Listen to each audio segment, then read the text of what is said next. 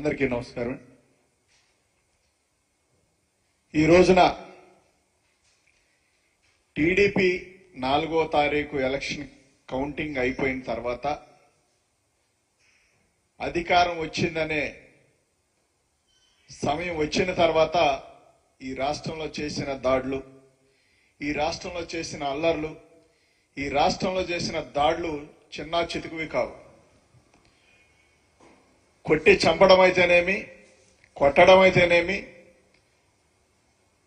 వ్యక్తిగత దూషణలు అయితేనేమి, అదేవిధంగా ప్రభుత్వ ఆస్తులు అయితేనేమి, ప్రైవేట్ ఆస్తులు అయితేనేమి. చంద్రబాబు నాయుడు గారు ప్రమాణ స్వీకారం చేసే 12వ తారీఖు దాకా మీకు సమయం ఉంది, మీ ఇష్టానుసారం అన్నట్టుగా చేయండి అన్నట్టుగా టీడీపీ నాయకుల డైరెక్షన్ లో ఆ పార్టీ కార్యకర్తలు, ఆ పార్టీ నాయకులు చేసిన అరాచకాలు 1, 2 కాదు. రాష్ట్ర దేశ చరిత్రలో ఏ రాష్ట్రంలో కూడా జరగనన్ని ఈ రాష్ట్రంలో జరిగాయి. గత 5 సంవత్సరాలు జగన్మోహన్ రెడ్డి గారు పాలన చేశారు. ఎక్కడన్నా ఇబ్బంది కలిగితే జగన్మోహన్ రెడ్డి గారే డైరెక్ట్ గా పిలిచి వార్నింగ్ లాగా మాట్లాడేవాళ్ళు. అలాంటి పరిస్థితి నుంచి సాక్షాత్తు పార్టీ అధ్యక్షులు, పార్టీ నాయకులు, పక్కన ఉన్న లోకేష్ గారు వీళ్ళందరూ కూడా మీ ఇష్టానుసారం మీరు చెయ్యండి అని చెప్పిన విధానం మనందరం కూడా కొంచెం ఆశ్చర్యానికి లోనైనప్పటికీ ప్రజలందరూ అవకాశం దేనికి ఇచ్చారయ్యా అంటే, మేము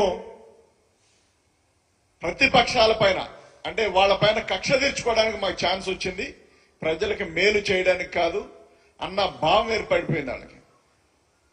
ప్రజలు ఓటేశారంటే ఏమి చూసి ఓటేశారు? రకరకాలుగా జనాలు చెప్పుకుంటున్నారు, ఈవీఎంలని ఏదేదని. అలా కాకపోయినప్పటికీ ప్రజలే ఓటేశారు అనుకున్నప్పటికీ కూడా మరి ప్రజలు ఎందుకు ఓటేశారు, ఎందుకు ఎన్నుకున్నారు మిమ్మల్ని? ఇదే ద్వారానైతే పోతే వైఎస్ఆర్సీపీ ఏమీ చేయకపోయినా తప్పుడు ప్రచారాలు చేసి అది చేసింది ఇది చేసిందని చేసి తద్వారా కొంత లబ్ధి పొంది ఇంతకంటే బెస్ట్ పాలన ఇస్తాం, ఇంతకంటే మరి బ్రహ్మాండమైన అవకాశాలు కల్పిస్తామని చెప్పి నిరుద్యోగులకు, అవ్వాతాతలకి రకరకాల ఆశలు పెట్టారు. ఇలాంటి తరుణంలో మీకు ఇచ్చిన అవకాశాన్ని ఉపయోగించుకొని రాష్ట్ర ప్రజలకు మేలు చేస్తారేమని చెప్పి రాష్ట్ర ప్రజలందరూ ఎదురు చూస్తా ఉన్నారు. ఎవరికి ఓట్లేసినా ఓ 5%, 4%, 6% ఇలాంటి వాళ్ళు నోటర్లుగా అంటే ఎవరు మేలు చేస్తే వాళ్ళకు ఓట్లేసే వాళ్ళ వల్లనే ఈ రాష్ట్రంలో రాజకీయ పరిణామాలు మారుతా ఉంటాయి. మాకు కూడా అదే జరిగింది. ఒక 5-6% ఓటింగ్ మారితే అధికారం మా చేతిలో ఉండేది. 5-6% ఓటింగ్ మారి మీకు అవకాశం వచ్చిందంటే ఆ నోటర్లుగా ఉన్న పీపుల్ మిమ్మల్ని కోరుకున్నారు, మీకు అవకాశం ఇచ్చారని చెప్పి మీరు భావించాలా. ఇవాళ మీడియా పనిచేస్తా ఉంది, సోషల్ మీడియా ఉంది. ఎక్కడ ఏం జరిగినా మరి కనువిప్పు జరిగే విధంగా చూపిస్తా ఉన్నారు.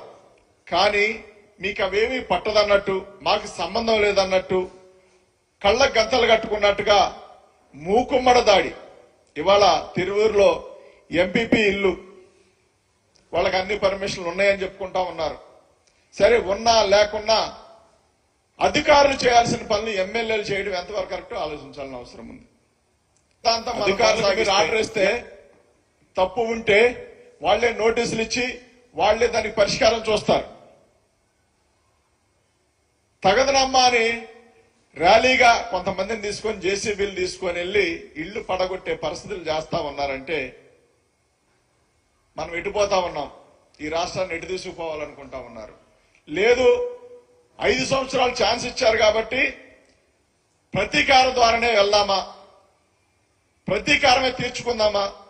లేదు, ఈ 5 ఏళ్లు పాలన చేసి మళ్ళీ ఇంతకంటే బెస్ట్ గా పాలన చేసి మళ్ళీ ఒక 5 ఏళ్లు ప్రజలను అవకాశం అడుగుదామని ఆలోచన చేస్తే వీళ్ళు మాత్రం మళ్ళెటు ఈ హామీలు నెరవేర్చే పరిస్థితి లేదు. కాబట్టి వీటన్నిటి నుంచి డైవర్ట్ చేసే విధానం, గొడవలు పెట్టుకొని భయపెట్టి, నిన్న చాలా మంది పెన్షన్ తీసుకున్నారు పాపం. వాళ్ళు మాట్లాడుకున్న మాటలు మీరు ఒకసారి వినండి.